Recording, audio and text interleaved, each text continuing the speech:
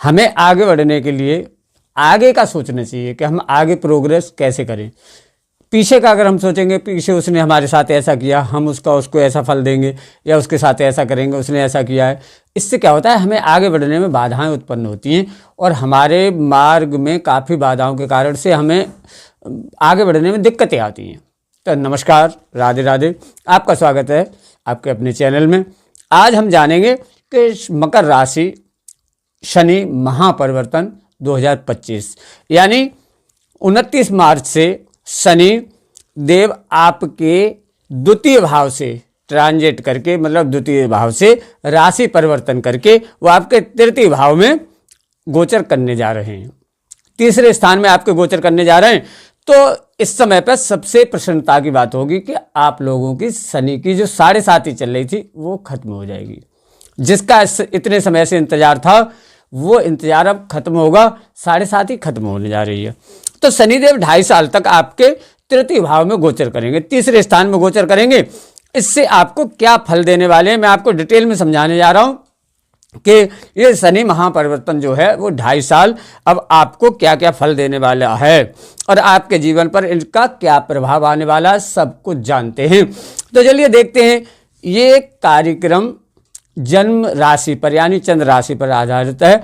मैं आपको बताऊंगा, इनके छोटे छोटे उपाय भी बताऊंगा कि आप ऐसे क्या उपाय कर सकते हैं जिससे आपको विशेष लाभ की प्राप्ति हो सके। और आपके 3rd हाउस में शनि गोचर करेंगे। जब आपके 3rd हाउस में शनि गोचर करेंगे, इसका प्रभाव आपके दैनिक जीवन पर क्या आने वाला है। 3rd हाउस में रह करके शनि, सबसे पहली बात यानी 3rd हाउस आपके एक तो साहस को बढ़ाएंगे, ये इस समय पे साहस को बढ़ाएंगे और इम्यूनिटी को काफ़ी अच्छा रखने वाले होंगे। शनि उसमें गोचर करेंगे। 3rd भाव होता है एक तो हमारे साहस का, पराक्रम का और इम्यूनिटी का। और छोटी छोटी जो यात्राएं होती हैं, छोटे मोटे जैसे काम कोई करता है तो छोटी छोटी जो यात्राएं करते हैं उन चीज़ों का होता है। तो 3rd भाव को यानी आपको यहाँ पर साहस और इन सब चीज़ों में देने वाले हैं सफलताएं।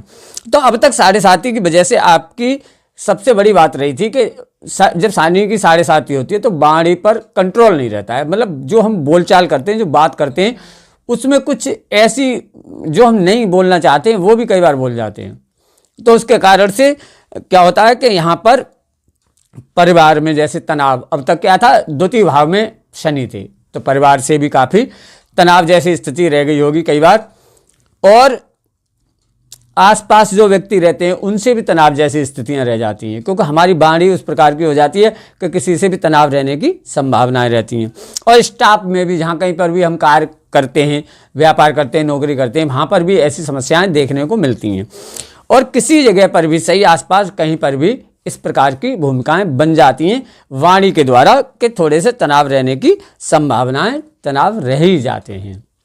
तो यहाँ पर सबसे ज़रूरी बात होगी कि 7.5 में चंद्रमा जो होते हैं वो क्या होता है, वीक हो जाते हैं। यानी चंद्रमा उतना अच्छा फल नहीं दे पाते हैं जो शनि की 7.5 चलती है। तो इसमें क्या प्रभाव आता है, आपके राशि स्वामी ही 3rd हाउस में आएंगे और लग्न में आपके चंद्रमा।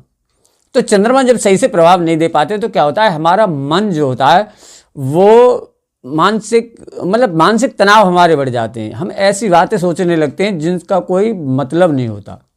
तो अब तक आपके साथ यही सब कुछ रहा होगा। हर किसी की कुंडली पर एक जैसा प्रभाव तो नहीं आता है, क्योंकि किसी की कुंडली में क्या होता है, आपकी कुंडली में क्या पोजीशन रहती है ग्रहों की। जैसे किसी की कुंडली में शनि महाराज की स्थिति बहुत अच्छी है या चंद्रमा की स्थिति बहुत अच्छी है तो आपको बहुत अच्छा प्रभाव मिलेगा। लेकिन अगर आपकी ही कुंडली में ग्रहों की स्थिति गड़बड़ है तो उतना अच्छा प्रभाव नहीं मिल पाता। इसीलिए सबके साथ एक जैसा तो नहीं हो पाता है जो गोचर होता है।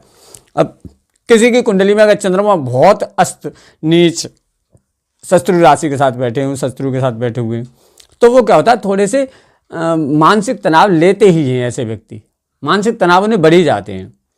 इस प्रकार का गोचर होता है। तो यहाँ पर क्या होगा, अब काफ़ी उतार चढ़ाव होने वाले होंगे। यहाँ पे जैसे यहाँ पे क्या हुआ, अभी तक आपकी थोड़ी सी जिम्मेदारियां बढ़ी थी, शनि की 7.5 थी, जिम्मेदारियां भी बढ़ी और काम का प्रेशर भी थोड़ा सा बड़ा होगा आप पर। तो यहाँ पर अब ये सब चीज़ें, मतलब शास्त्र कहते हैं, शास्त्रों के अनुसार है कि चंद्रमा जब लग्न से तृतीय भाव में चंद्रमा लग्न में बैठे हैं, आपके चंद्र राशि पर हम बता रहे हैं, तो तृतीय भाव में जब शनि आएंगे तो वो काफ़ी अच्छा फल देते हैं शनि। तो शास्त्रों के अनुसार तो तृतीय भाव में जब शनि का गोचर होगा तो आपको काफ़ी अच्छा लाभ देखने को मिल पाएगा। यहाँ पर परिवार से जो तनाव थे वो खत्म हो जाएंगे। पारिवारिक अगर आपके कोई तनाव चल रहे होंगे वो 29 मार्च से जैसे ही शनि का गोचर बदलेगा आपके तृतीय भाव में आएंगे तो पारिवारिक तनाव आपके खत्म होने वाले होंगे इस समय पे। और यहाँ पर क्या होगा, खरीदने बेचने का अगर आप कोई काम करते हैं, कोई चीज़ खरीदते हैं और बेचते हैं, जैसे एक्सपोर्ट इंपोर्ट का जो काम होता है वो अगर आप करते हैं, विदेश से अगर आपका काम है तो वो तो बहुत ही अच्छा रहने वाला होगा। यहाँ पर आप देख लीजिएगा। और छोटी छोटी आपकी यात्राएं भी होंगी कामकाज के कारण से, उनसे भी आपको काफ़ी लाभप्रद रहेगा। मतलब छोटी मोटी जो यात्राएं होंगी वो आपको बहुत लाभकारी रहने वाली होंगी। जैसे आपका अगर कोई छोटा मोटा ट्रैवल का काम है, छोटी छोटी आसपास की यात्राएं करवाते हैं आप किसी को, तो वो आपको काफ़ी यहाँ पे लाभ देने वाली होंगी। और गर्दन से ऊपर जिनको कोई प्रॉब्लम चल रही होंगी, दांत की या आँख की, दांत से संबंधित कोई भी प्रॉब्लम होंगी वो लगभग सही होने वाली होंगी। गले से संबंधित कोई प्रॉब्लम होंगी वो लगभग आपकी सही होने वाली होंगी इस समय पर। और आँख से संबंधित गर्दन से ऊपर जो भी आपको प्रॉब्लम होंगी वो लगभग इस समय पर काफ़ी आपको रिलीफ मिलने वाला होगा। इनमें आप देख लीजिएगा ये आपके साथ होने वाला होगा लगभग। और बाकी जन्म स्थान के आसपास अगर आप काम करते हैं तो आपको विशेष लाभ रहने वाला होगा। जन्म स्थान के आसपास ही अगर आप काम करते हैं तो आपको कामों में काफ़ी सफलता मिलेंगी। और यहाँ पर अगर देखा जाए कि जैसे अगर काम आपका कारखाना है, कोई कारखाने से संबंधित है, आपकी कोई फैक्ट्री वगैरह है, उनमें अच्छे लाभ दिखेंगे। यहाँ पे अगर आप कारखाने में काम करते हैं, आप वर्कर हैं, तब भी आपको बहुत अच्छा रहने वाला होगा। यहाँ पर मतलब बहुत अच्छा प्रभाव आने वाला होगा। इसके साथ साथ शनि की दृष्टि आपके, शनि 3 दृष्टियों से आप देखते हैं तो आपकी एक तो पंचम हाउस पे जानी है, तीसरी दृष्टि से शनि महाराज आपके पंचम हाउस को देखने वाले हैं, और सप्तम दृष्टि से आपके 9th हाउस को देखने वाले हैं। और यहीं पर अगर देखा जाए तो शनि महाराज 10वीं दृष्टि से आपके द्वादश भाव को देखने वाले हैं। तो यहाँ पर क्या प्रभाव आने वाला होगा कि शनि जब तृतीय दृष्टि से पंचम हाउस को देखेंगे, शिक्षा, संतान, प्यार, इनके घर को देखेंगे, तो यहाँ पर पंचम स्थान में दृष्टि आने से 29 मार्च के बाद संतान प्राप्ति के बहुत अच्छे योग बनते हैं। जो संतान प्राप्ति के प्लान कर रहे हैं, फैमिली प्लानिंग का प्लान बना रहे हैं, उनके लिए बहुत अच्छा रहेगा। 29 मार्च के बाद बहुत अच्छा आपको रिजल्ट मिलने वाला होगा। यहाँ पर संतान प्राप्ति के बहुत अच्छे योग बनेंगे।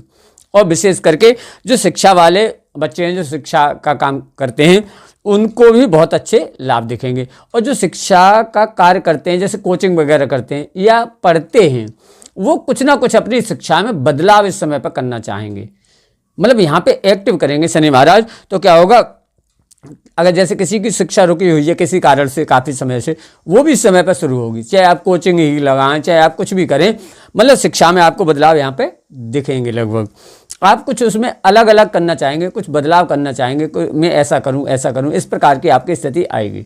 काफ़ी आपको एक्टिव करने वाले होंगे। यहाँ पर इन 2.5 सालों में आपको शिक्षा में बहुत बदलाव जरूर ही होंगे। आप इसको लिख लीजिएगा।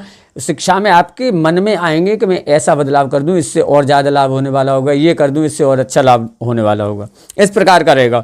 और 12वें स्थान पर जो शनि की 10वीं दृष्टि जो जाने वाली है, शनि 10वीं दृष्टि से जो द्वादश भाव को आपके देखेंगे, यहाँ पर आपको प्रभाव आने वाला होगा। के आप ये समझ लीजिए, जिनके लव रिलेशन होंगे पंचम भाव को में ही अगर देखा जाए तो लव रिलेशनों में काफ़ी हद तक आपको ऐसा दिखेगा कि जो पार्टनर है उनके द्वारा छोटी छोटी बातों को लेकर आपको तनाव की स्थितियां महसूस होंगी।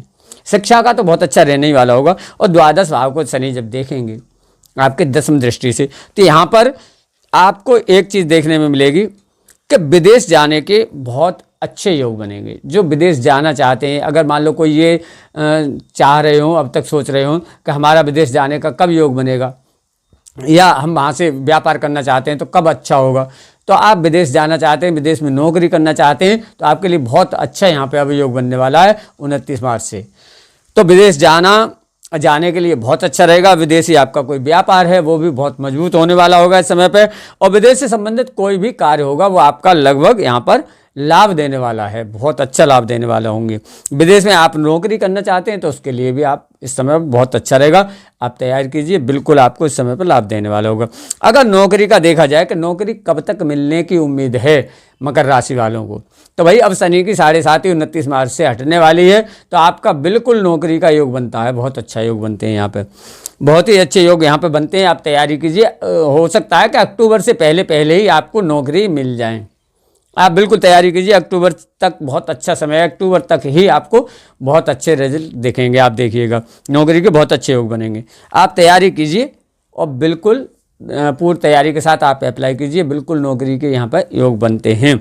इस समय पे ज़रूरी है कि आप कुछ चीज़ों को अगर देखा जाए, जैसे कि 9th भाव पर दृष्टि जाएगी तो भाई भाग्य कैरियर के को भी देखते हुए अगर देखा जाए तो इन सब चीज़ों में जैसे आप अगर उपाय क्या करें इस समय पर तो आपको विशेष लाभ रहने वाले होंगे। सबसे पहली बात तो ये होती है कि आपको भाग्य को ही मजबूत करना होगा, भाग्य स्थान को थोड़ा सा, शनि की सप्तम दृष्टि जाने वाली है, तो यहाँ पे आप बुद्ध के मंत्र का जाप कीजिए, ओम ब्राम ब्रीम ब्रोमसाय बुधाय नमः, इस मंत्र का आप जाप कीजिए तो आपको विशेष लाभ रहने वाला होगा। और सूर्य जब सुबह सुबह निकलते हैं उस समय पे आप सूर्य को जल दीजिए तो आपको बहुत ही लाभ रहने वाला होगा। हनुमान चालीसा का पाठ तो आपको करना ही है। इसके साथ साथ जो असहाय व्यक्ति होते हैं, जैसे कोई दिव्यांगजन होते हैं या कोई ऐसे होते हैं जिनको सहारे की ज़रूरत होती है, ऐसे व्यक्तियों की आप सहायता कीजिए, आपको विशेष लाभ रहने वाला होगा। वीडियो कैसी लगी लाइक शेयर और कमेंट भी कीजिएगा। इसी के साथ मैं वीडियो समाप्त करता हूँ। जय माता की, नमस्कार।